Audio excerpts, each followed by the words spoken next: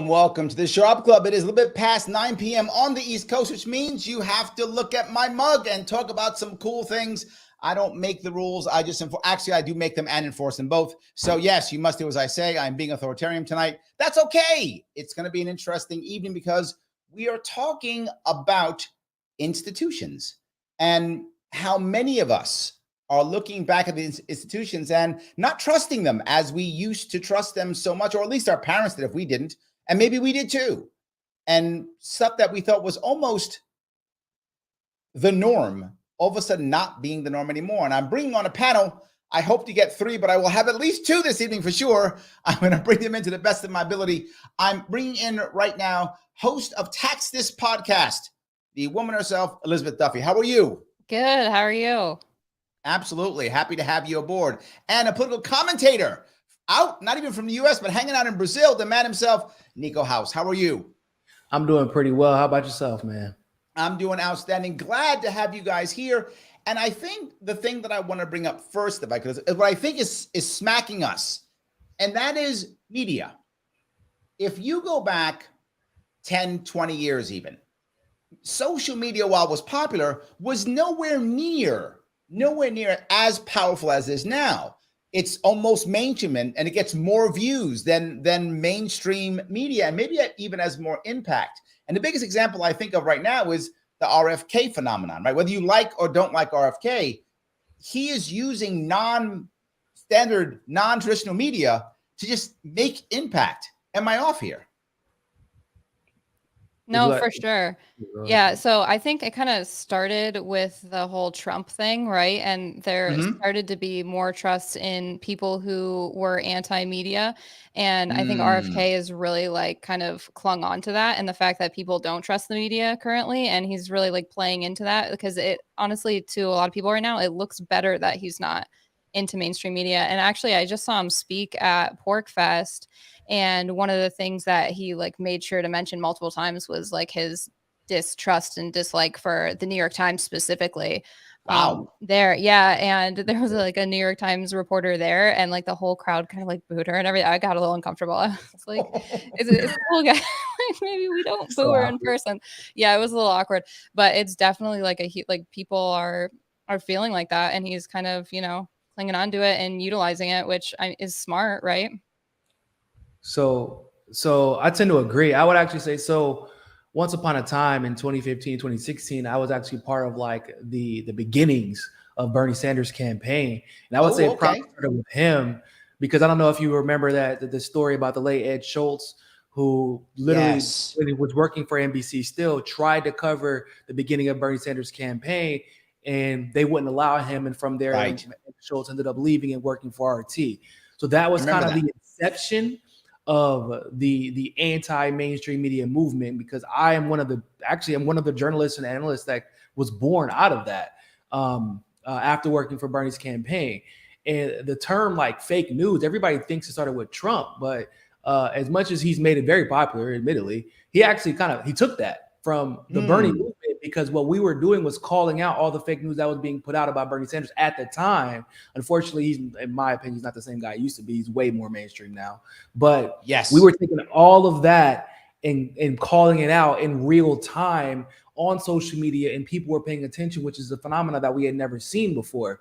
And so when you take a look at what happened during the COVID years, how RFK was steadfast in that, and he was able to utilize alternative media to be steadfast and get the message out, to myself included. I mean, Children's Health Defense was pivotal for the entire COVID conversation. It helped me, some of my friends that may have not otherwise seen the light.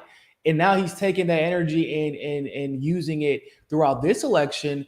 And even though I don't agree with him on some things, like I don't agree with him on Israel and Palestine, but like the reason I know that I don't agree with him has nothing to do with what he said on mainstream media. That's what's funny about it. It's because of something he said on an alternative platform. Right, exactly. That Yes. question was actually allowed to be asked. Right, absolutely. So let me walk down that road, because I think you hit a point there, both of you. Because I knew a lot of people who in 2016, 2015 were all about Bernie. And then when the Democratic Party basically stabbed Bernie in the back, and at that point, a lot of people said, I think, I'm going to break them into threes. Oh no, they stabbed him in the front. They stabbed him in the front. In the front. Thank you. Okay, yes, I stand corrected. Stabbed them in the front. About one chunk of those people said, all right, fine, I'm going to hold my nose, I'm going to vote for Hillary. But another chunk said, no, I'm out. I'm not in this anymore. I'm done. I'm out of the duopoly. I'm done. You one of those. Okay, there we go. Yes, absolutely. And then there was another chunk that actually went to Trump, because they were like, I want a rebel, and if I can't get Bernie, I'll show you, Democrat establishment, I'll take Trump. There was like 3 different groups that did that. I think it's connected. And the thing I remember is the guy that was my media chief when I ran for governor in 2018 came from Veterans for Bernie. That makes sense. It was like rebel to rebel to rebel. I think you've hit something. I think it's absolutely true. Yeah, the rebel. People like, so I was a co-founder of the DNC fraud lawsuit. It was me, Jared and Elizabeth Lee Beck, and Colin O'Brien. And one thing that we experienced was that, like, one thing that Bernie was able to do was actually the same thing that Trump was able to do, which is he created this temporary partnership, right, of people from the left, the right, the middle, what a lot of people would call populists now, whether it's left leaning or right leaning. And people believed in Bernie because he was honest. They would say, well, I don't even agree with half the stuff that he's like pitching as far as policies, but he said, at least I feel like I can trust him. Now, yes. Yeah. Now, the people that let me touch this real fast. There were a lot of people who I know supported Bernie who knew none of his policies. Couldn't tell you one, but they just believed him. They just like, oh, that guy, he wants to help us. They believed it. And I tell you, the same with Trump. In 2016, a lot of people didn't know his policies. They were just like, no, that because guy's real. They were both accurately describing the inadequacies of the system in a way that other mainstream media politicians wouldn't do. Steve Bannon even admitted that all he did was take a lot of Bernie's strategy and just tailor it for the populist right. He admitted it on, I want to say it was on Bill Maher's show. He admitted it. And so, like, that's why when you saw Steve Bannon taken out of the White House forcibly, so it wasn't Trump's choice. All of a sudden, Trump kind of felt like he didn't know what direction he was going in anymore. He kind of like felt a little less anti-war. He just kind of like just beat the drums and hope that people believe. I have heard a lot of libertarians say this, that one of the things they were most, because there were a lot of libertarians who voted for Trump, and because they thought he was rebel too. But then what bothered them is many of them have told me, look, I thought Trump was the guy, but then he wasn't anti-war like I thought he was going to be. He wasn't anti-establishment like I thought he was going to be. So a lot of libertarians, they felt like we want to vote for him, but then he wasn't that guy anymore. He had Operation Warp Speed. I don't even say he assassinated Soleimani. I actually personally believe that it was done behind his back, and he had to pretend like he knew it was going to happen. But there's a lot of the war in Yemen he helped perpetuate and continue. The war in Syria he helped perpetuate and continue. But like the essence of what made him famous is the outsider. He still pitched himself as an outsider to the point where he increases voter demographic against. Go ahead, Niko. We thought that Obama was an outsider. I mean, that wasn't true, but we thought that was true, right? We were like, oh, Obama, he's going to be different. Everybody voted for him. And then we found out, oh, you just Bush Jr. Oh, I didn't know that. I thought you were different, right? I didn't know, but we should have known it was Obama. Bombing's in the name. We probably figured out he was going to bomb people, but we didn't think. Yeah, it's been a long line of just trying to vote against the system, not really for anything, just against the system. So yeah, politicians have started just playing that card, right? It's like, oh, I'm just a vote against the system, and then they get in, and it's more system. Yes, absolutely. Yeah. But I guess the thing that feels different, and again, look, I don't know. We've been fooled before. RFK may be a joke, right? He may be the same as the rest. He could be. I don't know. But what feels like to me is he feels like somebody who doesn't care, right? Like, I'm just doing this. I'm doing it, and I don't care if they're going to come after me. I don't care if they want to hurt me. That's how it feels. So he's projecting that very well. If it's a lie, it's a good lie, right? If it's a lie, but it feels good. I feel like there's a part of him who doesn't. I mean, like, dude, once he came out against COVID vaccines, like at least the part of where he seemed to be concerned about his future career or endeavors in politics is like that's clearly out the window because you couldn't come out against COVID vaccines back then. But I do believe that there is a part of RFK who, like, I fear. This is my fear as a person who was part of Bernie's campaign. There is a part of me that fears that he wants to be part of the cool kids to some degree, or at least he wants to be perceived as cooler than the cool kids for once in his career, right? That is almost like a Kennedy curse at this point, because they've all had that similar aspiration. And even though I believe that overall RFK has very good intentions, I do believe that. But like when you go back to his like I said, his Israel-Palestine thing was weird. I don't know why he was choosing to die on that hill. Like he could have just not said anything about it. Probably would have been better. He could have said nothing. It's true. He could pray because like. So I didn't hear. Can you guys fill me in? Yeah. Basically, he blamed Palestine for everything and was like boosting up the Israeli apartheid state. And that was just like he didn't need to do it. Like he could feel how he feels, but like he came on, he said what he said, and it was actually out of ignorance that he was speaking. So that made it even worse. It felt like he was just doubling down. Actually he backed somebody, right? I forgot who he was, but he backed. Yeah, that was weird. Was it Roger Waters? There it is. Thank you, Roger Waters. Yes, but he backed weird. Roger Waters. Yeah, they took Roger Waters was doing a satire about Nazis, basically. Right. And they were saying that Roger Waters was supporting Nazis and that because RFK was supporting Roger Waters, that he was somehow supporting Nazis and he hates Israel. So then of course he overcorrects. You're right. He should have walked away. That's complicated. Yes. Yeah, his comms director did not handle that well. His comms director 100%. I completely agree. I think but let's go to the opposite side though, right? That's RFK. There was someone who I thought would have been as effective as RFK and has not, and that's Vivek. I thought Vivek Ramaswamy on the right. I never thought he was going to be anything. I did because he's an internet guy. He's got money. I thought he would be out there and he would make impact. I thought he'd have his boys, get him on Joe Rogan. I thought he would be just as effective. And I'm surprised how he's not killing it. And I thought he would be. You can smell his ego from a mile away. Oh, okay. Elizabeth, my friend literally just. Are you a Vivek fan? I don't really have a. Hold on, Niko. Hold on. Let me get Elizabeth in here. I want to hear this. Go ahead. Yeah, so he doesn't come off to me as like someone who is like, I don't know, hard line and like impactful enough or anything. He kind of reminds me of like, I might get some like junk for this, but kind of like the Andrew Yang, was that his name? Yeah. It's like that kind of. It's like that kind of vibe, which it's like I get it and it's cool, but I don't think it's like an attempt to be like young and hip, But like I don't think it lands like like they want it to. Yeah. Yeah, like, I just thought he would walk in and he did. Oh, I got money. I'm a tech guy, but boom, I'm Elon Musk Jr., but browner and younger, so nicer. That's what I thought he was going to be. And but Yang already did that. Like he's just trying to do a remix and it's falling flat. Sometimes you just leave the original alone. Like you don't got to remix a song. Well, and that's what RFK is doing though too, right? Is like he's taking it to the next level. So he's not staying at the same like. But see level. So Elizabeth, I would say the difference between RFK has one claim that no other candidate right now has, which is when all the chips were on the table, like when you had the most to lose, what decision did you make? Did you go against the establishment or did you play ball? And RFK showed multiple times that he was willing to go against the establishment.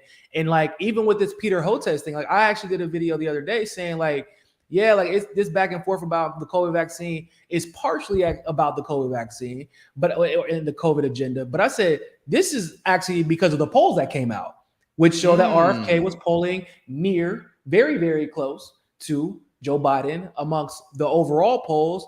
And he's the only one viewed favorably out of Joe Biden, Trump, and himself. But like in the Democratic primary poll, he was catching up to Joe Biden. And then all of a sudden, Peter Hotez goes on this rant when even though he used to agree with RFK Jr. to the T as far as the testing and making sure that everything is verified before we just start giving vaccines to kids, all of a sudden he flipped the script completely, and this dude is on every mainstream media platform for 2-3 days straight, and everybody's writing articles not uplifting him. It seems like they're uplifting Peter Hotez, but when you actually read the articles If you open those articles, it's just smearing RFK Jr. Right, exactly. Yes. So let me bring that up, right? That's the next thing I want to bring up. If you have people now who no longer trust the medical community. I mean, I get you don't trust media, right? Okay. Now we're even going to the medical community. I know many people, and to be forward, I'm guilty of this too. When I have a problem or concern or issue, I go to YouTube.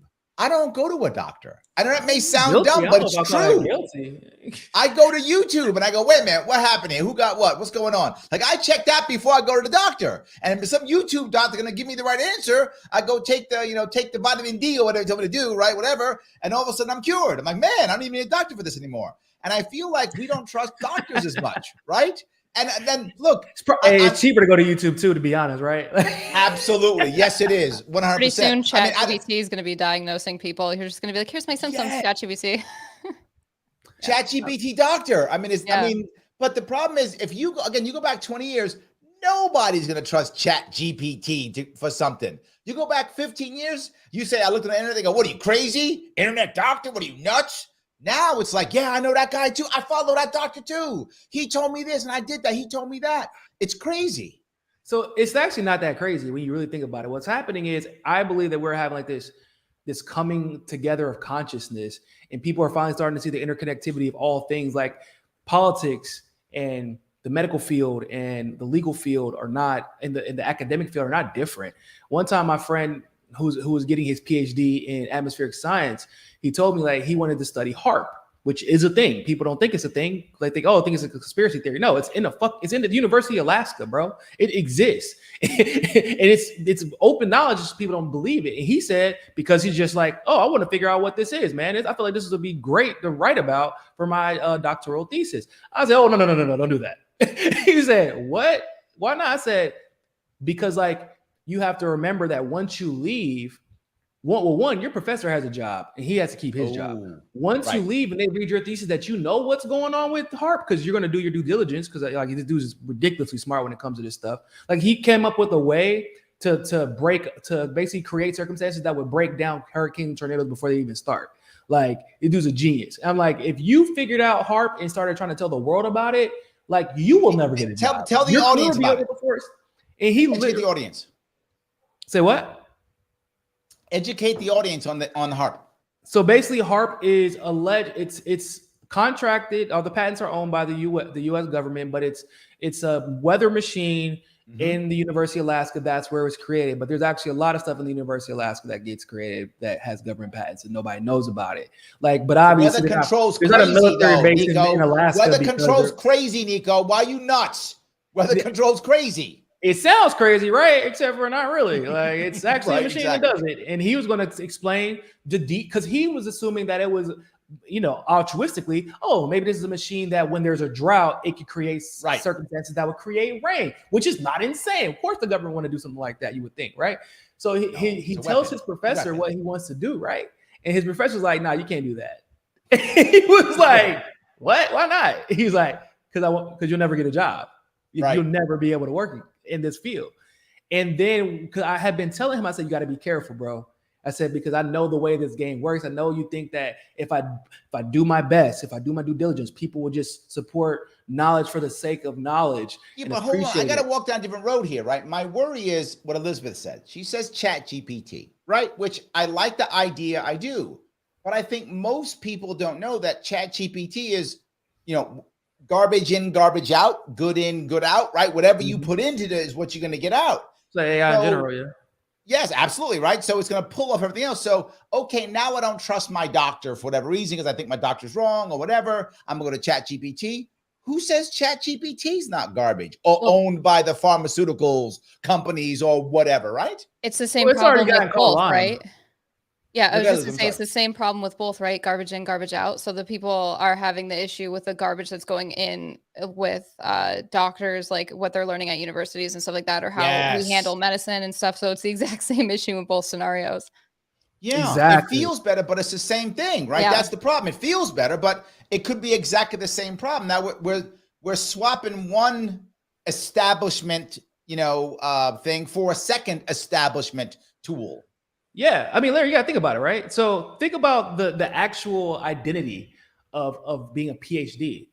The smarter you get, the higher you go up, or the smarter you get, the higher you go up, the dumber you are. It's crazy as it sounds, right? Because your focus goes from being very general to more specific and more specific. Right. And now I get this, super important degree for knowing a lot about one thing. Right. So why don't I now consider an expert in this entire field? Right. And that's what makes the whole, like, if I'm an expert, like if I have my PhD in comparative politics, oh, what was your specialty? The Middle East. So why am I being called on to talk about the war in Russia and Ukraine as if I'm an expert on that? Well, because you have a PhD and you went to Yale or Harvard. That doesn't mean anything. I think that's super interesting with the whole consciousness thing that you were talking about, though. I'm kind of a little bit more white pilled on this than just like a ChatGPT thing, because the technology also gives you the opportunity, like you said, you'll go to like a YouTube doctor, right?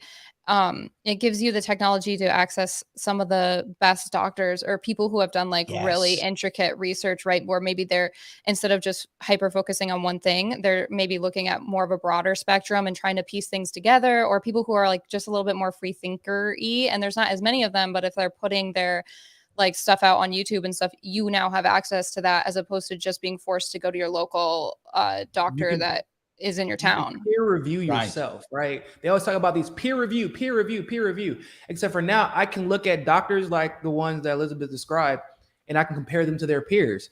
And where I see that the information interconnects, and I'm like, okay, that's starting to make sense now. It's starting to make sense. Right.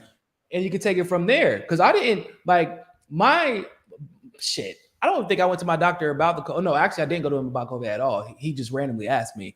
But I didn't talk to him. I wasn't going to talk to him. And usually I don't go to the doctor until I already know what's wrong with me and I already basically know the solution at this point in my life. Like, but he told me after I had already figured it out, I was like, I'm not taking the vaccine. When he asked me, he's like, good, because you don't need to. That's what I was going to tell you.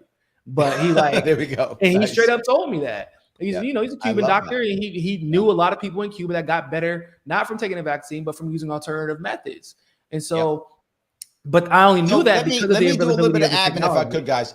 To the audience, if you listen to the podcast or watching this, you like what you see, you like what you hear, click that like button. I need to get past Al Gore. Yes, the algorithm. I have to get past algorithm. So please do me a favor, click that like button so I can get past them. I need to. If you're watching on Twitter, please retweet this right now. Just click retweet. It does matter. Please do it. If you're watching on Larry Sharpe YouTube and you want to super chat to get your comment to the front, please go ahead and super chat. That helps tremendously.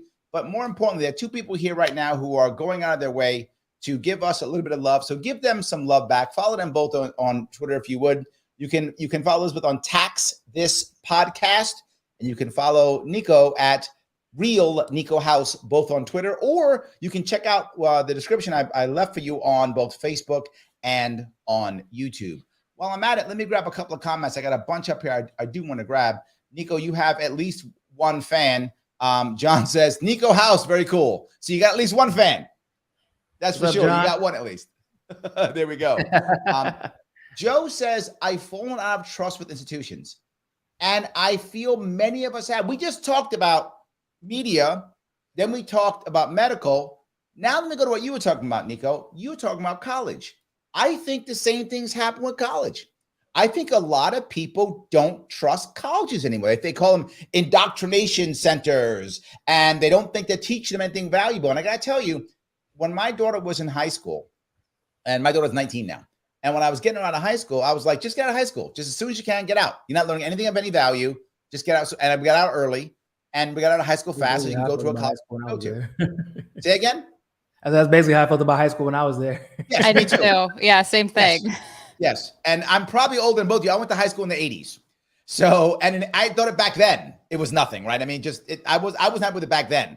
But I feel like most people think that. And there's a lie, I think, being told. And I'm curious if you guys believe this. I had a bunch of people on my show last week, and one guy was completely against what I was saying.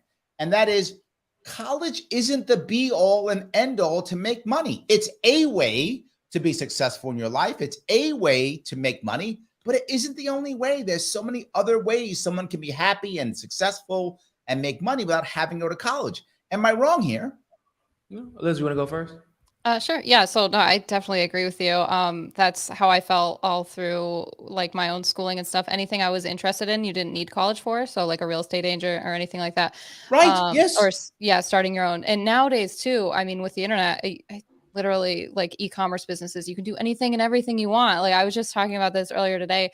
One of my favorite like white pill things to think about is like there's this dude who just dresses up like Spider-Man and visits the most beautiful places on earth, and it just has like a huge blown up social media, right? If I remembered his name, I would plug him, but I don't It's know. quite literally doing whatever right you now. want. I need to be Yeah, doing it's that. literally so niche and so like that guy's just living his absolute dream and making I money just want to doing do it. Batman though. I don't want to. I want to do There you go. Batman. I want to do Spider-Man. Yeah. That's fine. Okay. And so it's like you can do literally anything that you want at this point as long as you like get some business skills and learn how to monetize it and stuff like that. But you don't need college for that, right? So I think it's awesome, and everybody should be like following their passions and stuff instead. Yeah, I mean, I 100% agree. So I graduated from the University of North Carolina, and I liked my experience there, but that was because I feel like I was like on the last. So I graduated literally in 2016. So like I feel like I was like the last of the classes that actually learned something. And I can say like honestly at UNC, like, I learned something every single day. It's the first time in my life that I can say that. And however, though, that last year or the last semester was rough because it became very palpably a Hillary Clinton versus Bernie Sanders versus Donald Trump university. Wow. Right? Everything became PC or screw everything PC or act like a bigot and accept everything. Like it was just like so polarized that I couldn't wait to get out of it. And even my friends that I had friends that were underclassmen. They're like, bro, like the last 2 years, like they just couldn't enjoy themselves the way that they did the first couple of years. I can say like I could get going to college isn't necessarily what would allow me to get a job anywhere I want. It's like the UNC part. It's just the UNC part, like to be specific. I didn't learn something there that would have allowed me to do a job better. I can say that, except for maybe politics because that's my major, so I can talk about it a little bit more fluidly. But that's about it. Like most time, if you could, I think in my life, I've actually had more people want to hire me because of my military experience than my degree. Yeah, exactly. Like I'm a vet, so like I get hired more for that than anything. It's because I'm a vet. Absolutely. So absolutely, veteran status I think like, actually holds more than college. Yeah, no, like I could say though, honestly though, like I got a full ride, so that's why I had no problem going. If I didn't have that, shit, I would not have gone. Like, the Marine Corps paid for my college scholarship and all that shit. Yes. So like I wouldn't have gone though. If it was going to cost me like put people into debt like it is today. Yeah, it's not worth the price. School. Yeah, not worth going. Fuck, you don't even have to go to trade school anymore. Literally, go to fucking YouTube. Go to YouTube and build your resume, and you can do absolutely. Literally, like Elizabeth just said, bro, there's somebody out there dressing like Spider-Man, traveling the world, and he's successful as shit because of it. Like, what else do you need? Like, you just need to find something that you love doing. Like, but don't do it because you just want to make money from it. Do it because you love it. And if you do it because you love, like, I started doing commentary and analysis because I was very passionate about what I was talking about. I was very passionate about what I believed in, and like it materialized into something over time. But it's because I was never looking for it to materialize in anything. I just wanted to talk about what I was passionate about. So let me grab some more comments if I could. Let me grab Matthew. Matthew says RFK Jr. may not be my first choice for president in 2024, but I still like him very much. I always have a soft spot for anti-establishment free thinkers like him. I think Matthew is more normal than one would think. I think there's a lot of people who feel exactly like him. Like, I might like somebody else better, but RFK's fine. Like, I like him. And, and I think we like the idea of someone who, I guess to your point, Niko, who kind of put their finger up at the establishment, even when there's a chance you might get slapped back. Right. It's easy to put the finger up when they're not going to slap you back. But when you might get slapped back and you put the finger up, people respect that. No, for sure. And RFK is crazy because he grabs people from like everywhere, right? Like Democrats. Yes. There's Democrats that like him because of the Kennedy thing and a lot of his stances. And then you have like libertarians who are like, he's anti-establishment, blah, blah, blah. We dig it. And then you also have like the kind of anti-establishment Republican. So he like hits across the board, which is so crazy to see. I am shocked how many libertarians have told me they want to vote for RFK Jr. As a Democrat. I'm like, man, this guy is crossing some lines. I didn't think so many Democrats would. I mean, so many libertarians would. I'm actually not all that shocked by it, believe it or not. Why not? He has a very libertarian appeal. Like, he's a Democrat, in my opinion. Like, he's one of those guys who's like a Democrat in name only. He's actually, on some economic policies, he's actually more libertarian than Democrat. He doesn't even try to be for single payer health care. He says like he's for free market health care and all that good stuff. That's true. So it's like he actually is perceivably a libertarian. And now I do gotta preface all this by saying I don't believe that the U.S. system is legitimate. I don't believe that like you can have Trump, who was like the most popular, literally the most popular incumbent to have ever ran again. He like increases voter demographic across all demographics except for white men, which is weird, and still lose an election. Like, I think that that's insanity. And the fact that we're not allowed to actually probe whether or not he did actually win or lose because of how, basically everything is private software and we're not allowed to have access to it unless you sue to have access to it. But you have to sue through federal judges. And everybody knows, like, if you try to sue through federal judges, that's probably not going to work because their next boss would be Biden. So like, I'm very aware of this. I've sued a lot of people last year and lost. I'm very aware. Yes. You know, like, I won't even call it a loss because you don't get a chance. Like, you don't even get the chance to figure out if you lost. Like, the one time I saw at work was with Tim Canova, and that was because I think that he was suing at the time through. No. Actually, it was a federal judge. It was a federal judge, but he sued Debbie Wasserman Schultz and Brenda Snipes, and he won. And that actually led to a bunch of firings because they destroyed all the ballots so that people couldn't find out what happened. So like, when you have that situation, but the news didn't talk about it at all, and they made him seem like a crazy conspiracy theorist for winning. Always. Surprise. So it's like, that's my main. I want to see, and I want to know if RFK over time. Obviously, right now is not the time to start discussing it. However, I hope he is putting a team together and genuinely trying to win this primary. Like, and you would have to make sure that you are shoring up the system, or at least having mechanisms in place to immediately challenge when necessary. And I believe that now people there's so much distrust in institutions. There's so much distrust in the government. Yes. That like, absolutely.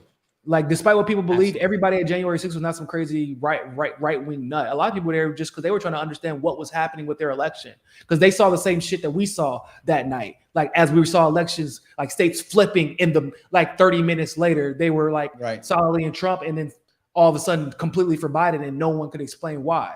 So like, there's enough distrust in institutions that if you start raising the questions like he did with the whole COVID mandates and vaccinations, like, people will listen. And that Kennedy last name goes a long way. let me grab a couple more comments about good. Roger says, I used to trust the media until I seen what I seen they did to Bernie in 2016 and made me say the conservatives were right about the media. Yes, Niko, Trump stole a lot of Bernie rhetoric. Great ED. I'm not sure. Love Larg. I'm not sure what that means. Love doing Ed. I'm sorry. Yes, Ed. He means Ed Schultz. Yes, got it. Yes, 100%. 100%. Yes. I think most people would agree. This is the funny part. If you're on the left or the right or whatever, everybody agrees the Democrats screwed Bernie. It doesn't matter where you come from, right? They all go, yeah, they screwed Bernie. It's true. Even if you don't like Bernie, you still go, yeah, but they screwed him. It doesn't matter. Everybody except for fucking Bernie believes it. Like, holy shit. Exactly. Except Bernie. Yes. I'm sorry. Everybody but Bernie believes that. Absolutely. It's crazy. So I guess let me ask, a crazier question then. Have we gone too far? In other words, have we gone to a point where there's no way we can ever come back to trusting some of these institutions? Can CNN ever get us back? Right? Is it possible for the mainstream media? Can they do anything to get us back? I mean, even if you notice recently with Tucker Carlson leaving Fox is even getting their butt kicked, and Fox was rocking. No. Correct that. You have to correct that. Media. Tucker Carlson was rocking. Yes, correct. Yes, correct. But he was on Fox. But also, what was happening is people who were watching Tucker were staying on for the rest of the evening, right? They would watch Tucker at 8. They would stay on for the 9. They'd stay on for the 10, maybe even the 11. So he was really helping the entire station grow. Now that he's gone, I mean, MSNBC has beaten Fox a couple of nights. That hasn't happened in like 10, 15 years. Yeah, especially the last several years. Yes. So is there a chance? Can CNN get us back? Can Fox get us back? Can MSNBC? Can they get us back, or is it too far gone? Go ahead. So I have to say CNN and Fox actually never had me. So I don't know if I'm the right. Okay. Like, I've never been registered Democrat. I've never been registered Republican either. Like I've always been independent to the point where. Well, I'm sorry. Like, I meant like the royal us, like us as a society is what I meant. No, I don't. Like it just goes back to what I was saying. Like I just feel like we're at this point right now where, like, I would rather get my news from TikTok. Yes. Like That's at least terrible. You know what I'm saying? Like you got these, like, so whenever I see these two little white boys that are like riding Biden's jock, I don't remember their names, but I think you know who I'm talking about, the two kids. Like when I go to either TikTok or Twitter, it shows me that they're paid promoters. Like it tells me that. So now I can form my opinion accordingly. Now with CNN, they don't tell you that the majority of the people that go on there now are CIA assets, like literally work for the CIA. Right. Like the other dude. I'm not gonna get into the whole details about it, but the situation that happened in Russia, they get on there and said, "We know for a fact that this situation weakened Putin." What? How do you even come to that conclusion, bro? Because that's what we want to believe. So that's what we. That's because what I'm paid to tell you this is why, Niko. I'm paid to tell you this, so I'm gonna tell you this because I got a check. So I'm gonna tell you what they tell me to tell you. And then when you have situations where Fox News and CNN simultaneously agree, like, Don, no, it's bullshit. I don't know, whatever. Like, I can know nothing about the subject, but I know it's a lie. Both of y'all agree. Like, that's where we're at. Very good. It's 100, like, bro, it's 100% tried and true effort. When some of my friends, well, how do you feel about this? I said, give me 3 minutes. I'm gonna go research an article from Fox News. I'm gonna research an article from CNN. I'm gonna read a New York Times article, and I will let you know immediately if it's even partially true. If all three of them agree, just throw it out the window. It's a lie. Completely. That's it. It's garbage. I love that. But you said TikTok, right? And I know people who really get their news off TikTok, off Twitter, right? I know. And it's funny when something happens.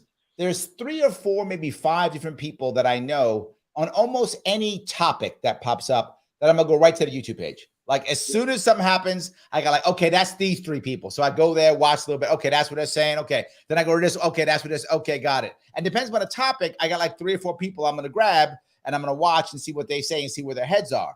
And I feel like that's becoming the norm. Now, to be forward, I think it's good and it's bad.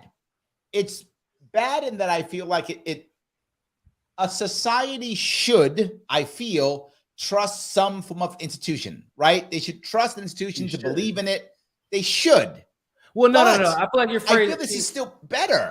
I don't think that's the way to phrase it. No, a society should not have to trust in it. What should be happening is society should have institutions that have garnered the trust of a society. Yes, like, agreed. That's a better way of putting it. Better way. But that's just because like we're like.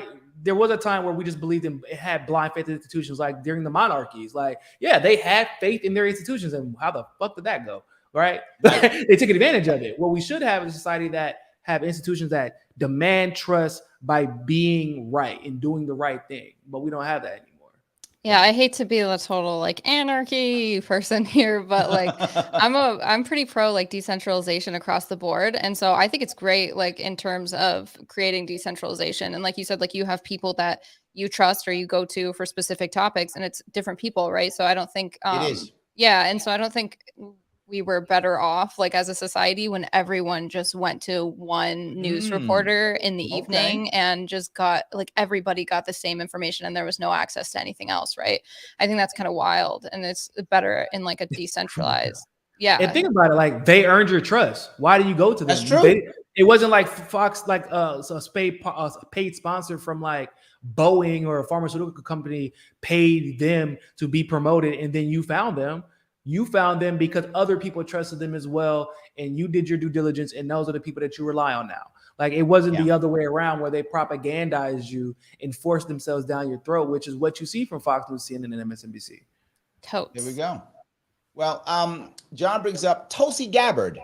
I think what he means is he's asking the question like, is she one of the people who's similar to like an RFK who kind of pushed back against the establishment as when you know, she ended her Democratic Party career, right? Is that a similar person or no? So let me just preface. Elizabeth already shaking her head. No, she already got to know already. Yeah, I mean, I'm friends with Tulsi. So like this one, and I did work for her, but like separately, I am friends with her. So I'd like always say that because people are always like, well, you can't say anything mean about her. Like, no, I can be honest about her, but I'm also like not going to trash talk my friend. But at the same time, I will say RFK is a version of Tulsi. It isn't actually the other way around. Like, I see. RFK had chances to run, right? He didn't think it was possible until Bernie came.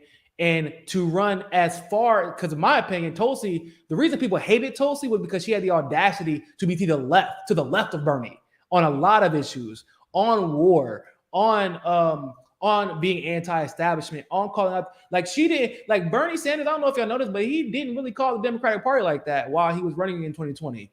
Like he wasn't saying names, he wasn't calling out Joe Biden, he was saying my good friend Joe Biden, like we're good friends, like fuck that. Like Tulsi was pointing fingers at Kamala and ended her career one night, right? RFK now sees, because Tulsi goes on Joe Rogan, Tulsi was the first one to actually go on the tour of independent podcasters as a major presidential candidate within the Democratic primary. Yeah, like, and I was part of that, and people saw like, shit, you could do this. She literally, think about it. Yeah, but they were saying she wasn't going to make the debate stage. But let me push back on Tulsi. And before, I like Tulsi too. Her team and I spoke a lot when she was considering running. When the team was thinking about, are they going to run again? Are they not going to run again? For those of you who don't know, I ran in 2018. I had the largest independent campaign in 2018. So in 2021, and anyone who was thinking about running, they'd reach out to me and get my opinion on X, Y, and Z because I've been through so much garbage. So a lot of her people reached out to me, talked, what was going to make sense, that kind of stuff. So I'm not anti-Tulsi. I'm not. But now I feel like she's just become like, I'm gonna hang out on like Fox News and stuff. She's done that. CNN doesn't want to have her. She's gonna get on there and say like, yeah, all the CIA narratives are bullshit. Why would they have her on? They won't want to have RFK on. I mean, they have him on now because he's a presidential candidate, but even now they don't really have him on. They're doing everything to avoid talking to him. So you see the same. He's going through the same tribulations as Tulsi, the same trials as a presidential candidate, but like don't get it twisted. Like she being so literally, you're talking about the only presidential candidate who was directly asked, like, you're not afraid of the Clintons, because that's how hard she was going against the establishment in the Democratic Party, which is effectively. I remember she sued Hillary Clinton. I remember she sued Hillary and Google.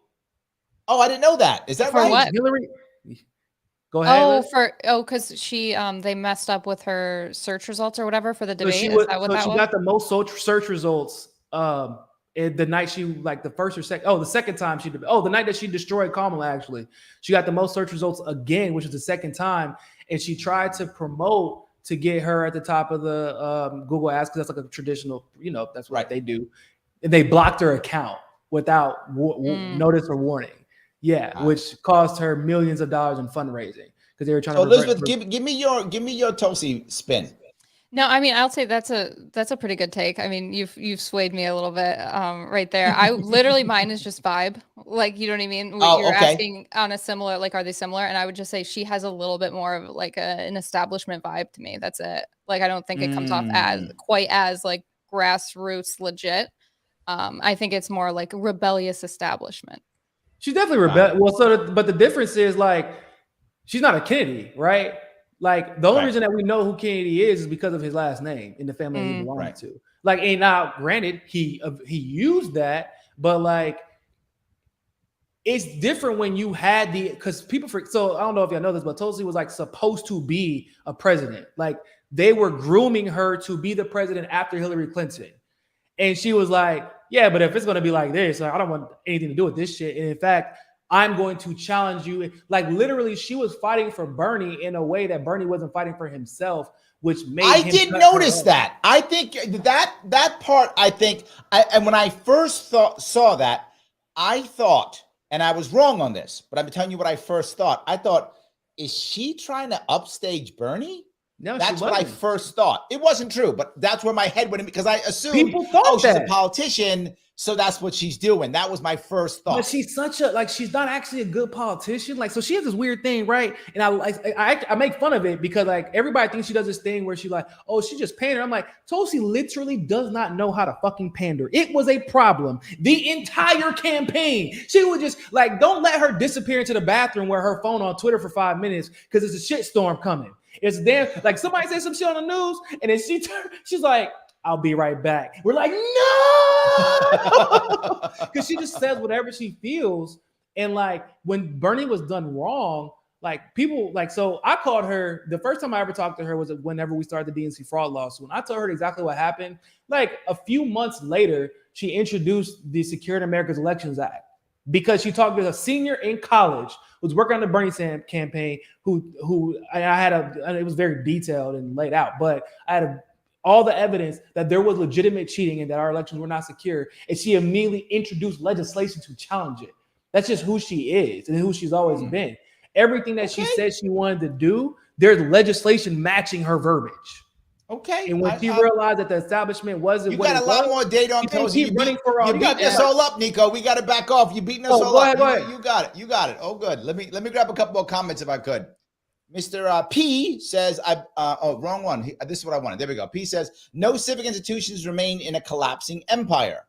Only the spiritual institutions remain. That's true. Interesting thought process. Actually, I would guess he's saying that we're actually collapsing. Is that what he's saying? Or what's the spiritual ones? Where's that? Liz? Like I think he is saying that we're collapsing. Yeah, probably. I mean, a lot of people think that at that point, that we're kind of at the end of America as we knew it. Yeah. And I mean, what was the question? Like, what is a spiritual institution? Yeah, is that just like religion, spiritual churches? Institution, does that stay? I mean, if you look at the collapsing empires, I think about collapsing empires. The Roman Empire did the spiritual institutions stay? Is that what stayed from Roman Empire? Is that religious institutions? I don't know about spiritual. I mean, I'm going to be a dumb blonde here, but they're Roman Catholic. Yeah, like I said, religious. Yeah, religious institutions do remain. So that one definitely held strong. That did hold strong. You're not wrong. Yeah.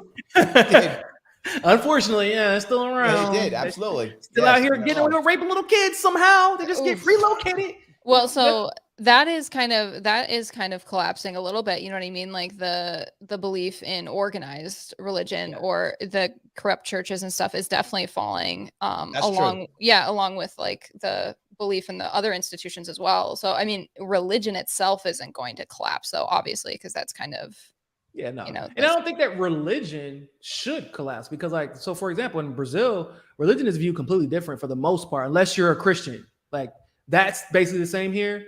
But like most of their religions here, because it's like, so Brazil has more Africans than every other country in the world except for Nigeria. Most people don't know that. So like they have a lot of African religions, and it's strictly spiritual. They don't really have like institutions for it. They have places where they worship together, but it's not the same thing. And like, so I don't think that throughout history, spiritual institutions, I don't think they've lasted, like, because they get literally the religious institutions make sure they don't last, unfortunately. Like the Roman Catholics, for example. In some cases, hold on, let me ask you a question about Brazil now. So you're telling me, most of the Brazil, are they more animist, meaning like spiritual in the nature and such, or are they more ancestor worship? Which one? Both. Okay. Yeah, a little bit of like, it's hard to explain, but basically they have like, it's about nature, especially because you have like a lot of indigenous culture here, but then they have like people that represent things in nature as well. People that you can connect to, like there's a whole, it's very, very interesting actually. And that's good to know. It makes a lot of sense. It was weird. Like somebody was telling me about like why I don't like fish. And they were like, "Oh, I think that this is your spiritual guy." I was like, "Oh, that's weird. Why'd you get him?" And they did like the comparison, the research. Like, yeah, this is him. He's like, "You don't like fish, right?" I was like, "I can't eat fish." He's like, "Yeah, that makes sense. This particular guy doesn't eat fish at all. He can't." I was like, "What the fuck? That's creepy as hell." Yeah, man, it's crazy. So, but I do a lot of shrooms, so I'm not even surprised about stuff like that anymore. That'll do it. That'll do it.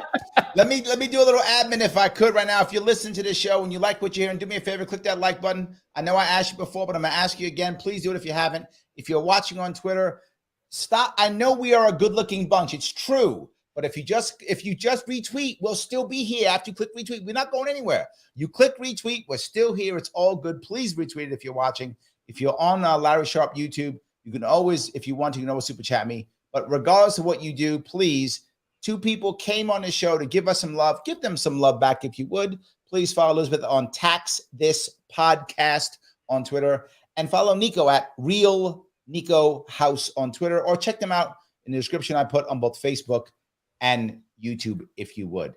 So if I can, let me move to what I think is another thing that in the past always brought Americans together. And that was war, right? The president would wave the American flag and say, the bad guys are over there, come on. And boy, we got behind him and we were all in one and we trusted the president and we're going to go bomb some people and shoot them and we're all together. I feel like that's not the same America anymore. I feel like a lot of Americans have changed and shifted on that. A lot of, and don't get me wrong, the establishment is still that way completely. But I think the average American, they don't just jump as they used to anymore. Am I wrong on this one? No. Historically, I mean, we did like spit on vets and stuff for a chunk and a portion. Remember, we had that going on after Vietnam. Yeah. So I mean, it wasn't totally all like post 9/11 the entire time, right? But like I think because of 9/11 and the wars that have come afterwards, people are kind of like I don't know, exhausted from it, right? Because like we had these just never-ending wars that they kept being told that they're gonna end, they're gonna end, they're gonna end, and it just like drug on and drug on. So I think they're just kind of like exhausted, and also with the the whole situation that we've been talking about this whole time, the lack of trust in the institutions, it all kind of congregates together into this like, yeah, no thanks on the war thing. But right after 9/11 though, I mean, I remember, we were all like, that's it. Yeah, Bush, whatever you say, right? Yeah. We'd have marched off into anything in 2001, 2002. We'd have marched off into Alaska. We'd have marched off to Mars. We'd have marched anywhere he told us to go. I think that there was there was actually a contingent of people who it's just obviously because so we didn't have social media back then. So they weren't loud enough and like they were being silenced. But like I was one of the, I was in middle school, right? So I felt like there was something weird. Like I was like, why are we going to Afghanistan? And they're like, oh, because he's in Afghanistan. But then like I had heard that he was Saudi Arabian. So I was even more confused. I'm like, well, I'm looking at Saudi Arabia. But they were like, don't ask that. Why the fuck are you even asking that? That's stupid. We're going to go to Iraq next. I was like, hold up, is he in Iraq? But some bombs are there and some guys Saddam Hussein. I was like, and so the logic, like I'm on the spectrum. So like the logic on the spectrum, autistic version of me was like, none of this shit's making sense.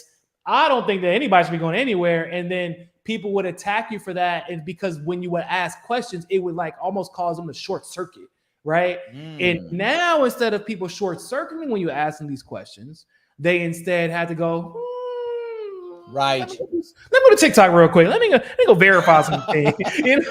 And because of that ability to research, like Elizabeth was referring to, like with the technology and the ability to cross-examine everything you hear, recruitment is down across the board. 100%. Like, they're having to bring back bonuses again, and we're not even really started. We haven't started any new war yet. We're trying. Are you guys surprised? To start World War III. We're trying. Yeah.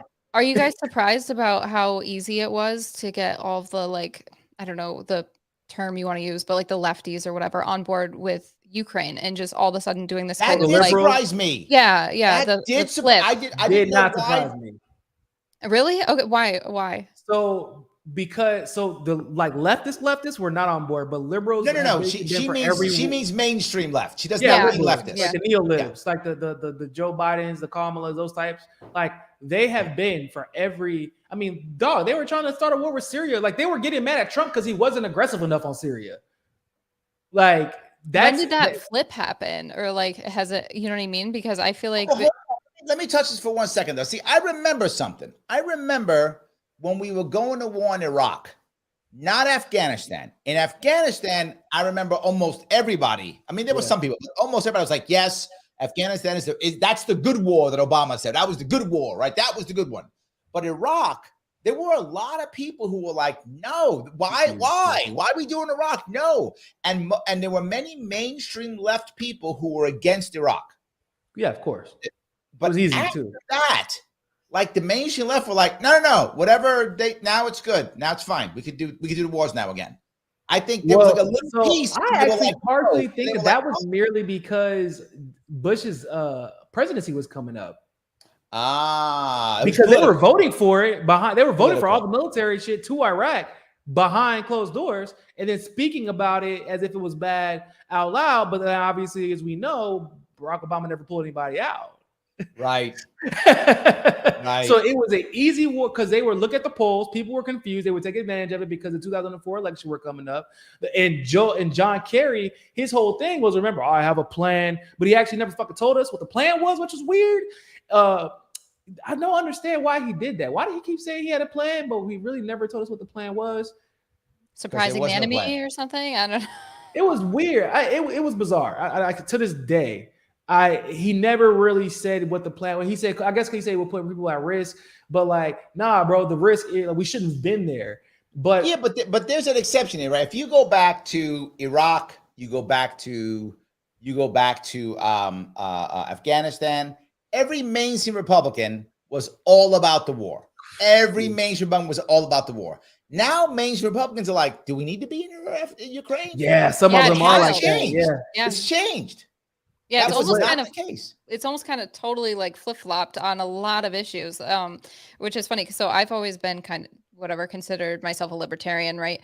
And I used to get along a lot better with the like mainstream lefties than I did the mainstream righties because the culture war and stuff like that, it was definitely like the people on the right were way more into like rock and roll's the devil and like they were very like aggressive, you know.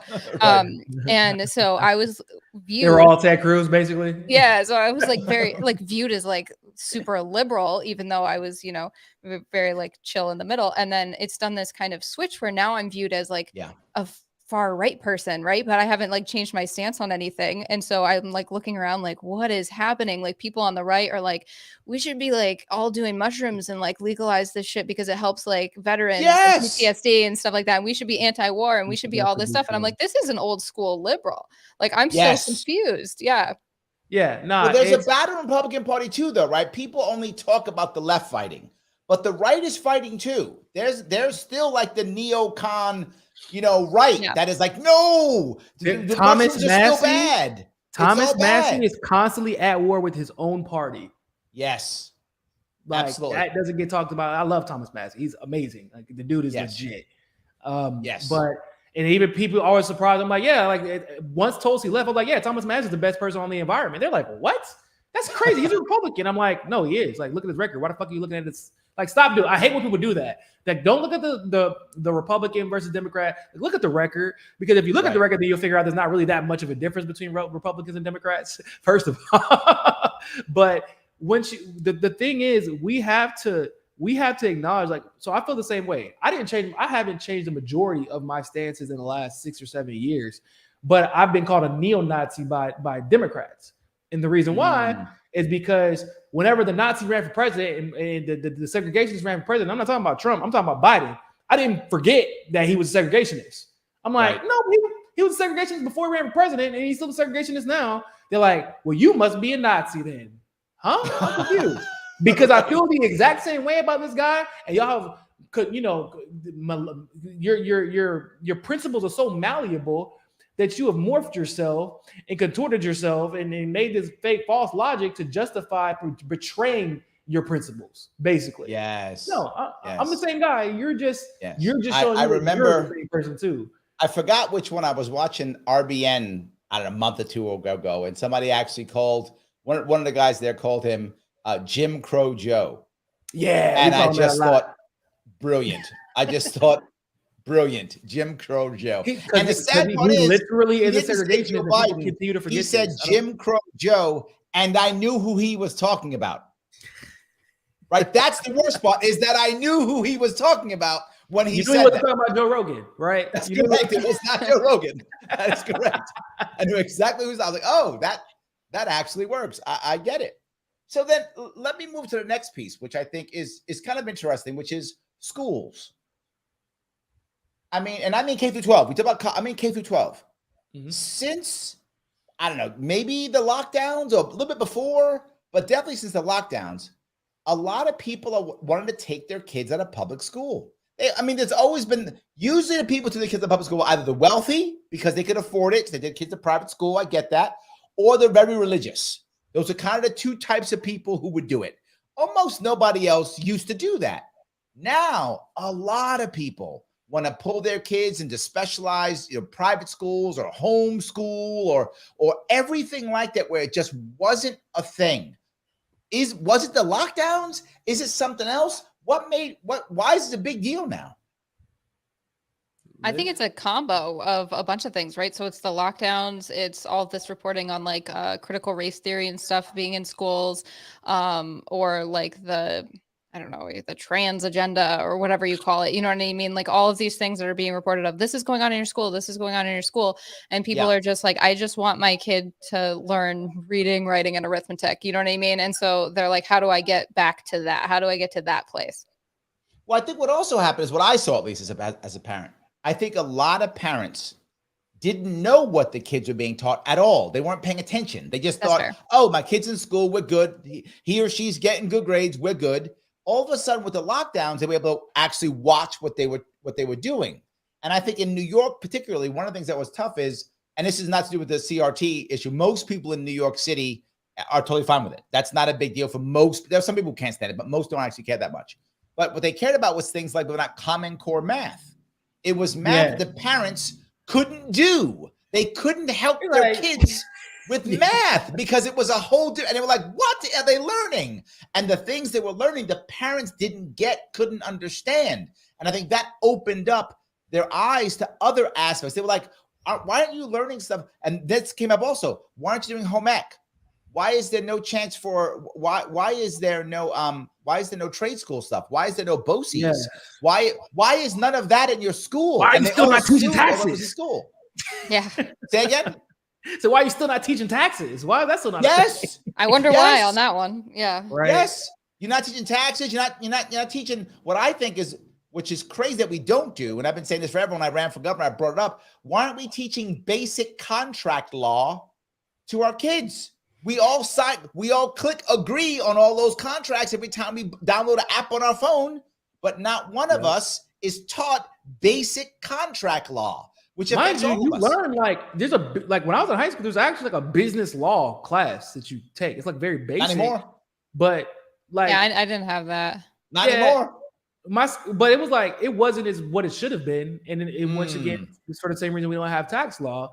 And the Common Core thing, in my opinion, just another way, because everybody learns math. Like every teacher has very specific ways on how to teach math. And some teachers teach you shortcuts and unique ways to look at problems. And I think that they want to get rid of that. They don't even want uniqueness in math. 100%. Yes. Like that creates individuality, right? So, and what I said is Common Core math for most kids is not the best way of learning. But to your point, Niko, some kids learn very well on Common Core. And my point was, as a governor, why am I mandating Common Core when I should just say, here are multiple tools for a teacher, teach to the kid. If the kid does good on Common Core, teach them Common Core. Most kids don't do well on Common Core, don't use Common Core. Now you don't even have math tutors, right? They're not teaching them the best way, because whenever I was in school, like the tutors taught you the best way to get to the fucking answer, right? Right. Now you have to have a tutor to teach Common Core. It doesn't matter if you can get to the answer. That's ridiculous. Correct. Like you need to get through it our way. And that's the only way we're accepting. That is 100%. Nonsensical, because that's not how the real world works. The real world cares about results at the end of the day. Yeah, absolutely. And then I went to school in New York. So they have the Regents exams or whatever. Mm-hmm. And literally the only thing that was focused on was, this is going to be on the Regents. We're going to teach you how to pass the Regents. And all we care about is you get the highest scores possible on the Regents. So we look good, like we want to be looking good. And so we get our money. Yeah, that's all it's about. I went to this super rural school in this tiny town, K through 12. And what town, by the way? Sherman, New York. It's that's a teeny tiny. I know what it is. That's Sherman is right west of the Hudson Valley, right? And it's by Jamestown. It's over by Jamestown. Oh, it's over Jamestown. Wrong Sherman. Okay, that's out there in Chautauqua. Yeah, yes, in Chautauqua County. Yeah. So I don't like. I know my state. I cover my state every single year. That's impressive because Sherman is like the teeniest, tiniest like Amish town. But yeah, so tiny town, like tiny school, but we were very like, woohoo, we're great at education or whatever. And it's like, yeah, because we just sat there and learned the regents. That's all we did. Right. That's basically like we had a state exam for this, same concept. And our schools, whenever we ask questions about certain concepts, it's like, look, I'm going to teach you how to pass the test first. And then we're going to talk about how to like the material, like and how to get to the right conclusion and how we came up. But like, this is for the test. And they will always be very clear about that. I can say like my high school is pretty good about distinguishing that. But yeah, but it also lets you know, like, why the hell are we holding students hostage, right? Like we're holding students the funding for their education hostage by whether or not they're smart enough to get funding. Like not thinking once, hey, maybe they're not quote unquote smart enough to get funding because you're not funding them well. Maybe we should get rid of the Jim Crow law of funding schools, the freaking property taxes. Maybe we should do that, but that's a different. Completely agree. It's a rabbit hole. I don't want to go down right now, but no. I'm not. I have decided long time ago that you want to have education funded from an actual fund that wealthy big financial institutions will put money into. That's how Singapore does it. That's how Norway does it. That's how Saudi Arabia does it. Like the law needs to be mandated, right? Like because we don't have a choice whether or not we want to pay fucking property taxes. I'll tell you that. Yeah, that's true. We don't get to account our way out of that. It's true. We don't. I agree. So I do think that it should change completely. So yes, Mike says what brought America together was family values, sitting down at the dinner table without cell phones and having conversations. Ooh, I like that. I like that. I don't know. It's funny. The times I do that now with my daughters, and when I can get both of them in the same room, one's in college now, so when I can get all of them together, I do feel special, but I'm not sure that's America. I feel like that's just human, right? I mean, I think it's great to do. Don't get me wrong. Mike, I'm not against it. I think it's amazing, but I feel like that's more human than American. Am I wrong on this? No, community in general, right? Just community. Yeah. Absolutely. I think I don't know if it is anymore. What do you mean? Have the time? Like the system is kind of like making people have to work. I feel like the whole like hustle and grind mentality, the culture that we have in the States is so toxic, bro. It is so toxic. It's not normal. Like I always joke and say like, I don't like really ever need to be rich. I just want to make enough money that my family doesn't have to starve. We can enjoy ourselves a little bit and I can hang out with my people and create experiences. Cause I feel like that's the best way to learn, right? Like 4 or 5 hours in school is probably all you really need if you do need to be in school. And they need to be out experiencing things that they're learning about. And 100%. And you have to your parents can't be working all the time. So they can be there to help guide you through those experiences.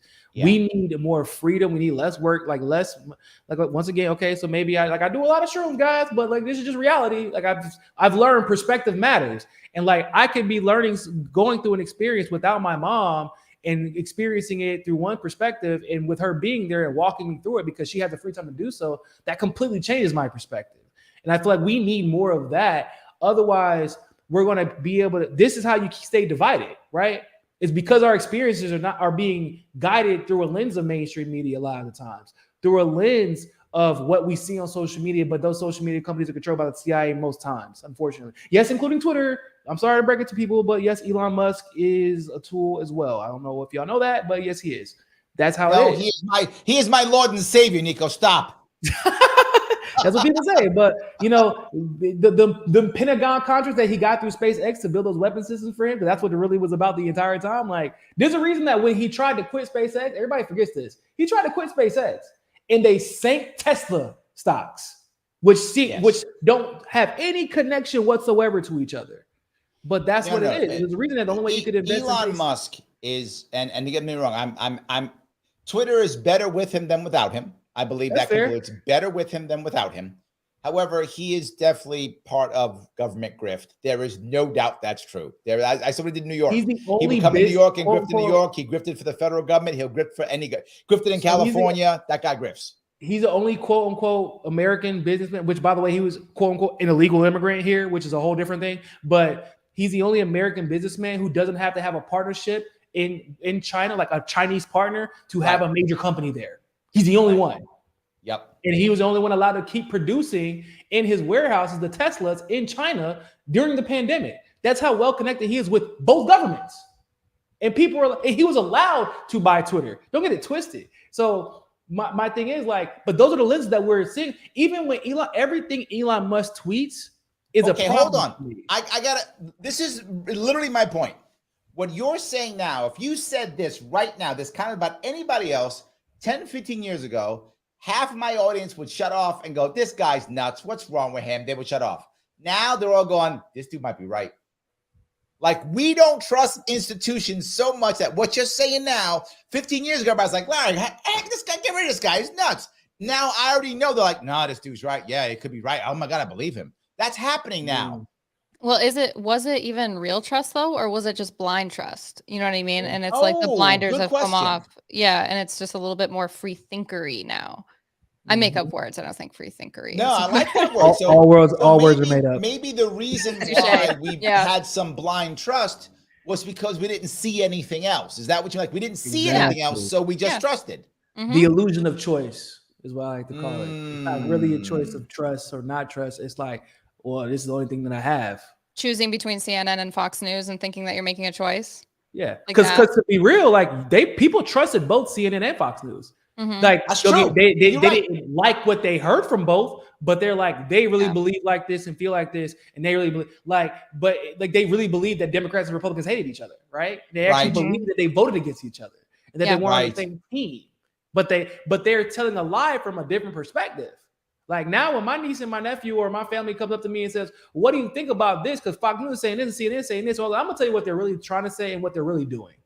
And that is why it's so. But if you're not talking and you're not engaging and you're not having those experiences with people, eventually, like, you can be divided. That's why the only reason we even have such a divided country in the States right now is because people aren't talking enough.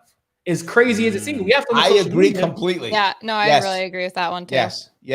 One of the reasons why I do this show is because of that.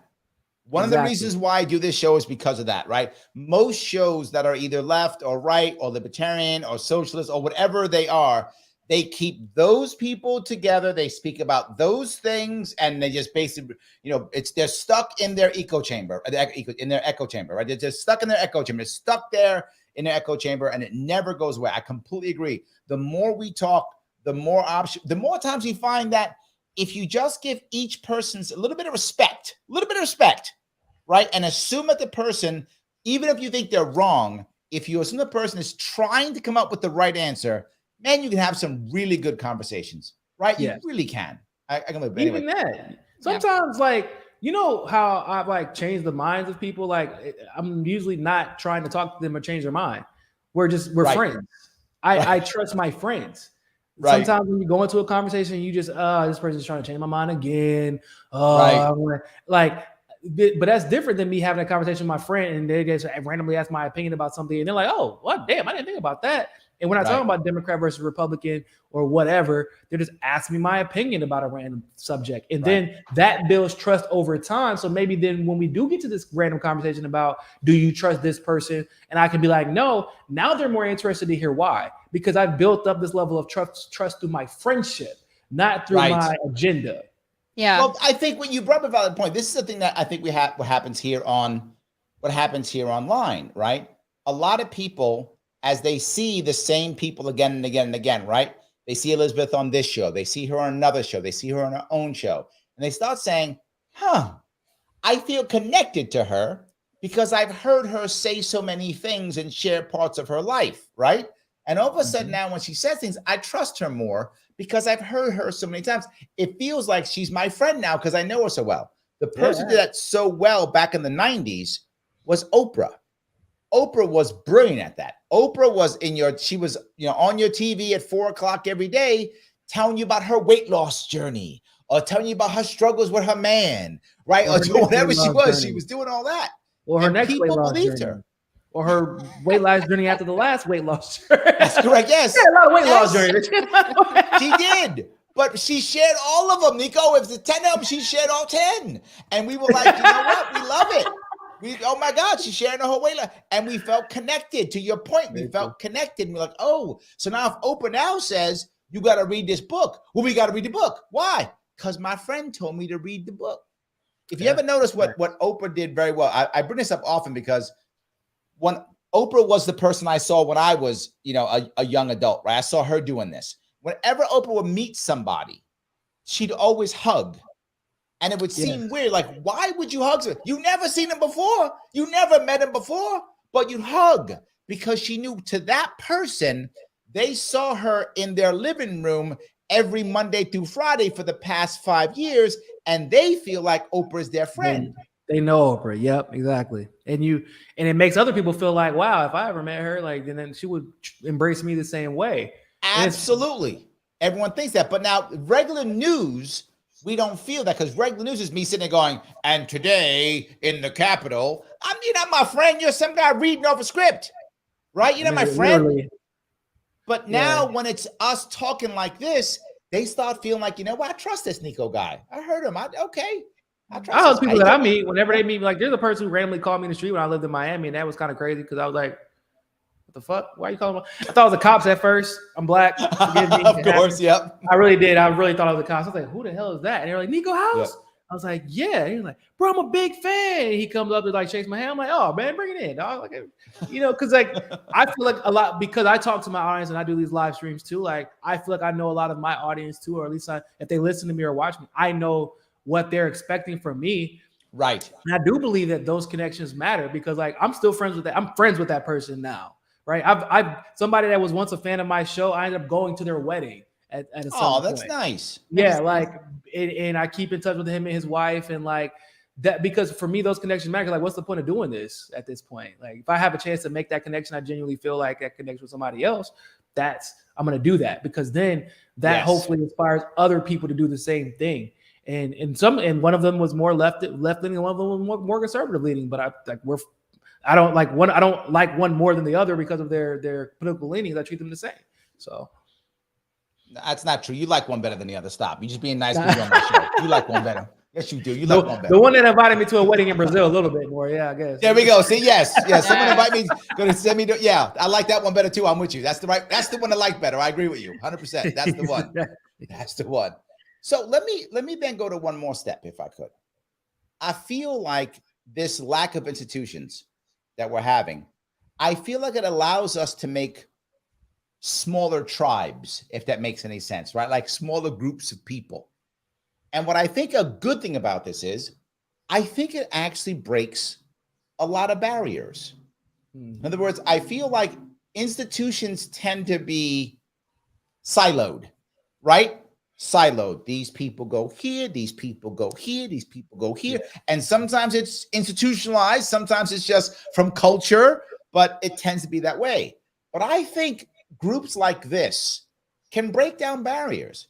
Age, gender, ethnic background, race, all those things. I think these groups can really break down a lot of these barriers that I don't think get broken down in institutions. Am I going too far on this? No, I tend to agree with that. I think it can be somewhat toxic too. Like, because what happens is sometimes these tribes end up creating their own echo chambers. That's why some of the main, so somebody asked me, why don't I necessarily trust Tim Pool? So for example, I say like Tim Pool's very smart. He can be right a lot, but like I know just for a fact that Tim Pool's in it for the business, and that's fine. I respect his hustle. But I think he admits that. I think he admits that. So does he? I don't know. Yeah, maybe he does. Tim Pool says, I make money, blah, blah. He admits it.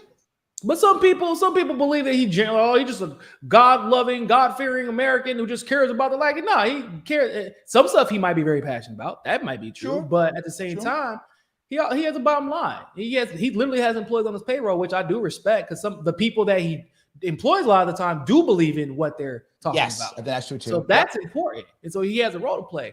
But like when you get to those tribes, hold on, let me walk down a Tim Pool role for a moment. Perhaps Tim Pool has a tribe amongst himself, perhaps, that might be similar to how he thinks. But doesn't he bring on people? And not just him. I'm saying anybody. You brought up Tim Pool, so I'm gonna use Tim Pool because you brought him up. But doesn't Tim, like, he just brought on? There's a internet hubbub now with him and Emma Vigeland from TYT. So even that, didn't that kind of break down a barrier that probably they would have never talked except for this? Probably not with them specifically, because they're both kind of from like the mainstream internet people. I like to call them cable news on the internet guys, right? Like they both were mainstream and then they ended up on the internet, and that's how they're so famous, because of their mainstream connections.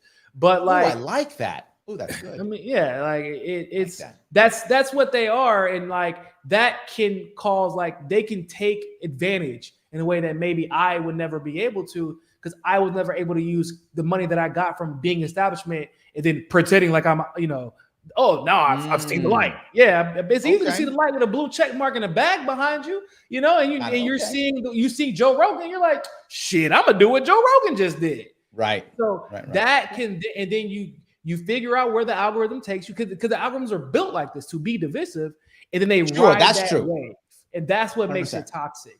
Because in like Brazil, the algorithm isn't actually like what you see in Twitter in America and in TikTok in America. It's actually different. It's actually like the happiest stuff is what gets shared, not the most divisive. Do you think that people are getting better at sniffing out authenticity now, though? Like with all the distrust with other things that comes that?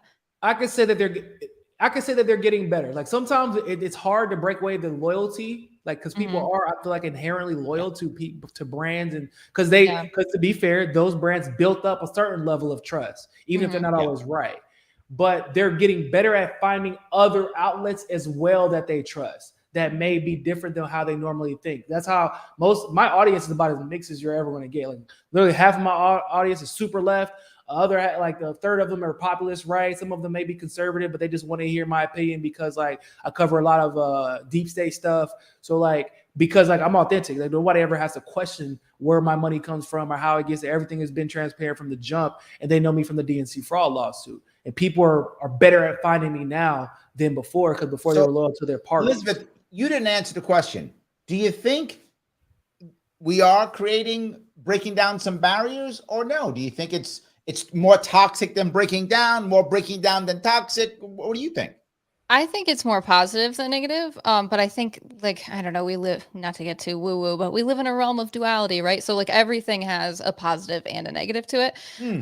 But I do think that the whole like crossing lines and people coming together for different interests is positive, right? So like if you start working out at a gym or something like that, it's not going to be just one type of person there, right? And so you're going to come across a lot of different people, and you just get an opportunity to maybe meet somebody again with a different political affiliation or something like that. And I think that we used to be really good at that, right? Because the internet wasn't there. And then it's like the internet came in and people kind of went, and also like COVID and stuff, obviously people went very hermit mode and kind of chronically online. Yeah, but I think we're kind of coming out a little bit of that chronically online era and entering into more of like a combo of both, right? So people are utilizing technology and the internet and yada, yada, yada, but they're also having it be used for like experiences and connecting with people, and then also meeting those people, like you said, in real life now. Like you're taking the connection from the internet into the real world. And that's when you get like really a awesome like mesh of people from all over the place coming together and realizing like, oh, we're not so different, Well, Dana's on your side. She is totally agree, Duffy. She's right on your side. Absolutely. But I do worry about one part, right? And that is the rabbit hole, right? And 7 million, give or take, men, give or take, have kind of walked out. They're called NEET men, N-E-E-T, which is not in employment, education, or training. They have checked out. Oh, that's interesting. Yes, it came out of Japanese, called the Nito men, N-E-E-T-O, Nito in Japanese. Now when it goes to America, it's called the NEET men, N-E-E-T, not employed, educating, or in training. And there's about 7 million of them now in America. Oh, I thought you said meat men. Okay. No, I was NEET, like N-E-E-T, NEET, not. So they're not doing anything. They're not like, they're basically sitting. Killers. Got it. And my worry is, this is the Niko part that I worry about. I like your part, is that the people are getting together, but the sad part is now I'm by myself. I don't have friends. All I have is internet people. Oh, you mean the manosphere? And I walk into the manosphere or the Nazi that's just toxic as sphere fuck. or the white supremacy sphere or the blah, what's blah, the blah sphere or I, the I don't want manosphere- to. I don't want to so break the club or anything if it's like a no girls allowed if I can't know what it is. But no. So no. manosphere? It's so you know those podcasts where you have like one half of the table is like a bunch of guys and the other half of the table is like a bunch of girls. Yeah. And that's basically the introduction into the manosphere of like it's basically Andrew Tate's side of the internet basically, and like everybody's like he's like yeah I got like this because I'm just a fucking dick all the time, and it's like no, his daddy was rich, his brother was rich, and he was rich before he was a podcaster. But everybody thinks that being a dick all the time and being a chauvinist is kind of how he became. But I got Niko. I got to go to scarier. That's bad. I agree that everyone just to beat up girls and be mad. That's bad. But I'm talking. You also walk down the road to where now you think the right answer is doing violence to others. Yes, now it you gets think the right answer. It gets deeper. Exactly. Oh, it goes too deep, right? Like that guy who shot up everybody in Buffalo. He was a manosphere guy? Yes, no, he wasn't manosphere. He was worse, right? I thought he was. He was a guy who said, I'm home. I can't get girlfriend. I don't have anybody. I'm in trouble. And he went down a road where everyone said, see, it's because all the immigrants and all the black people. They took everything from you. See? Like the incels are in? Okay. Thank you. Like the incels. Yes. And now what you do it is now you got to write a manifesto. You got to go shoot some people. I'm not explain to everybody. It's because I couldn't. And it's they do it. How they do that shit, but yeah, kind of crazy. That's how. I mean, so a lot of people don't realize like a lot of the conservative news pundits that became popular on Twitch were actually gamers who had nothing else better to do, and they weren't getting women before, and then like they actually hate women, right? And then of course they have a bunch of fans who are living the same lifestyle and have similar beliefs, and they just kept feeding into it, and now it's almost it's taken too far, and that's how the Andrew Tates get super famous, right? Because I didn't know who the hell Andrew Tate was, and apparently he had this whole life in Great Britain or England, in Romania before he even became a super famous podcaster. And everybody's like, he's breaking the Matrix, even though he's literally ingratiating himself with the Matrix at the same time. It's a whole different thing. But like, he literally he feeds on these people who don't know how to be cool. Like they don't have friends outside of the internet. And but the thing that used to happen when that happened is there was for years there was the pickup artist guys, right? Remember those the PUAs, the pickup artist guys, where at least they were trying to teach the guys how to be cool, right? Yeah. They weren't saying girls are bad or women are evil. Yeah. They were saying, let me show you how to be super cool, guy. Just pay me your monthly fee, and I will then show you how to pick up all the girls, which I thought was better. Right, then saying all women are evil, be a jerk, use and abuse them or whatever. Exactly. Trying to create some human connection, which is important. Yeah, that's crazy. So I think it's gone down a road. That's a bad road. And Mike brings it up. He says, I think Larry is more talking about the ultra rejected who feel left out of modern society. Yes, that's who I'm with. Those people will become dangerous. Yeah. Right. They will become physically dangerous. And my worst issue is if we don't fix this in some way, eventually a real fascist leader is going to emerge. He's already the president of the United States. No, he is not real. No. Okay, that's fair. He's definitely not real. You're right about that. I mean, a real will emerge, and his army will be those 7 million rejected men who now want to feel powerful. And he'll give them an armband and a gun and make them feel very powerful. And they will take the armband and the gun and feel powerful. Say again? So or he'll give him an armband and take away everybody else's guns. Thank you. He'll give them an armband, take one else's guns, and give those guns to those guys with armbands. Yes. Yes. I agree. Absolutely. Well, I mean, how do you combat that besides like trying to just, I don't know, convert people to individual sovereignty and kind of like freedom-based. I tell you, there's two things. Every one of these terrible shooters has two things in common. One thing they have, one thing they don't have. What do they have? A prescription of psychotropic drugs? Yeah. What do they not have? A girlfriend. Yep. Women, it's all on you. I know we always say that. All your fault, Elizabeth. It's your fault. See? All your fault, Elizabeth. Sorry, I gotta date a loser.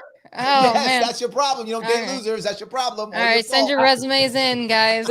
But you know what though? It's the same thing as the crime rate, right? I always tell people. So like I live in Chapel Hill, and it had like the lowest crime rate in basically all of North Carolina. And I'm like, but we have black people there, so and like the black crime rate there is super freaking low. And they're like, well, why is that? I was like, because I have all the opportunity in the world in front of me. Why the hell would I want to commit a crime and ruin that? It's There's the same no need concept. to go into the black market in that area. If you have the opportunity to have connections with people, you then become cognizant and conscious of the people that you are connected with, viewing you differently, or negatively, or unfavorably. So that changes things in the way you act. Like with CEOs, they have with other sociopathic CEOs, so they don't care. Like they change. But if you have other people who are intimate and feeling and are empathic, like that affects the way you move around the world. What I would say to your point is I think you want to, and I bring this up all the time, I talk about it on my policies and all the time, is the idea of creating an ownership mindset in people. Because if you feel like you own your life, if you feel like you own your future, if you feel like you own your own property, if you feel like you own something, then there's hope for the future. Yeah. I can build something. I can move forward.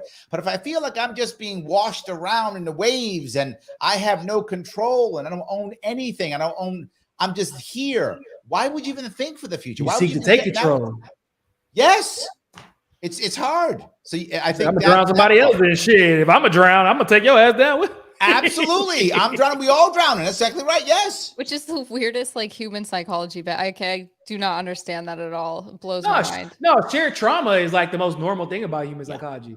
Like it's like the girls who get mad, like, oh, you have a good relationship? Nah, girl, I'm about to ruin it. Man, I saw him in the mall. I don't know if it was him, but it looked like him. Like, and then all of a sudden you got all these girls in the group chat getting upset. Hell, some of my guy friends are kind of like girls in that aspect, and they were getting upset because one guy was like happy relationship, and he would literally chime in to like, oh man, we about to go to the club this weekend. You got a problem with it? You know, I'm not gonna say their name, but like, you got a problem with the girlfriend? She's like, no, I don't really care. I trust him. Yeah, all right, you just saying because he was single and going through something, and he wanted to have all of us there with him being single too. Misery loves company. Yeah. Yes. Yeah. Absolutely. Trauma bonding. Yes. Trauma bonding. Yes. Yep. Something else to remember also, when you know what you're feeling or thinking or believing is true, you don't need other people to believe it. It's not required. I know it's true. I feel it in my heart. I believe it. I don't require others to believe it. I hope they do. I may talk to them about it because I want them to, but I don't need it. It doesn't make me believe it more or less. But when I really don't believe it, I need social proof. I need others to reinforce it. I need you to believe it. So if I'm going to say to myself, nobody has good relationships, and I don't really believe that, I need to make sure everybody's having bad relationships. Oh, shit. Yeah. That's crazy. People around me, right? Yeah. Correct. Yeah. And we always judge ourselves by our peer group. That's how we judge ourselves. Until you do enough shrooms, once again. Until you do enough shrooms. That's correct. Yes. That does change. Do shrooms, people. He can't be more clear. Hey, I'm literally going to advocate for International Shroom Day. I feel like if literally 0.7% of the population all did shrooms at the same time, it will literally change the entire world. Like I like that. That's a theory, right? Yeah, it is. Solid theory. Listen, I discovered on accident, like, well, it was kind of an accident, but if you're all vibrating on the same frequency, you will have different experiences, but also see the same exact things if you're vibrating on the same frequency with 3 people in the same room doing shrooms at the same time. It is like, but at the same time, if you're not fucking with somebody that's in the room, they will take on a shape or a form of something that you do not like and you cannot be around, because that's actually how you see them, because shrooms melt your ego, and our egos a lot of the time is what keeps us around certain people because it's more convenient for other friendships that we're involved in. Right. So like you start. I don't know if I want shrooms anymore. You might be talking me out of this. Look, no, it's a little scary. Yeah, exactly. So now I'm talking even me out when of it comes to people in my family, I'm like, I can't be around this person anymore. I've now realized why I always get so uncomfortable or uneasy whenever even someone brings up hanging around them. And then you start to feel like it's like a levity that you feel, knowing that I'm in control of my perspective now. Yeah. And that gives you a different type of power over your life. And also gives you a different type of it gives you almost like a filter. Like I can now filter anything I'm told, because I know that it's my perspective and I understand where your perspective is coming from. So I can take what I need to and leave whatever else where it's at. Dana says, she goes, they have also been proven to rewire your brain and heal depression. So Dana's on your side. When I first that's why learned all about those it, vets are into it and like bingo. That's when I learned about it. I learned about shrooms through vets. I was doing trauma work back in the late 2000, like 7, 8, 9. That's when I first actually got in high school, but yeah, that's when I actually got that idea of helping vets out. Well, I got a Marine Corps in 92. It worked. Like 93. I didn't realize I had PTSD because I had never gone to war. I avoided going to war because I had forgotten that I watched one of my friends die in basic training because of a drill sergeant. There we go. And I didn't remember until I did shrooms. There we go. There we go. So guys, let me ask you, we've been doing it. You've given me 90 minutes and I appreciate the time you've given me. And guys, if you're watching this and you're liking this, then do me a favor, follow these two amazing people who were so good to give us this much time. Follow them on Twitter if you would. You can follow Elizabeth on Tax This Podcast. You can follow Niko at Real Niko House. Please follow them. Check out what they're doing. I put all their links in the description on both Facebook and YouTube. Please check them out. If you like what you're watching, please click that like button. I know I keep bugging you because it matters. That's why I bug you. It is important. Anything we want to talk about before we wrap this up, guys? No, just keep talking to people, man. Just like I don't know how to like talk to people, interact with people on Twitter. Like if somebody disagrees with you, don't assume that they have bad intentions. Like just assume that they have a different experience than you do. We're all limited by our experiences. That is non-unique to anybody. Most of the time, if we talk, we'll figure out, oh, you're saying this word, it means this to you because of your life. And you're saying this word, it means this to me in my life. Maybe we should figure out where that intersection happened or where that fork in the road happened and try to find some common ground. Like literally just talking to people in good faith will bridge a lot of gaps.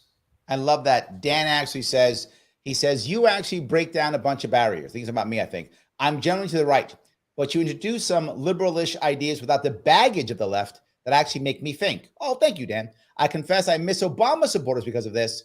There was still dialogue then that all ended with the Clintonistas.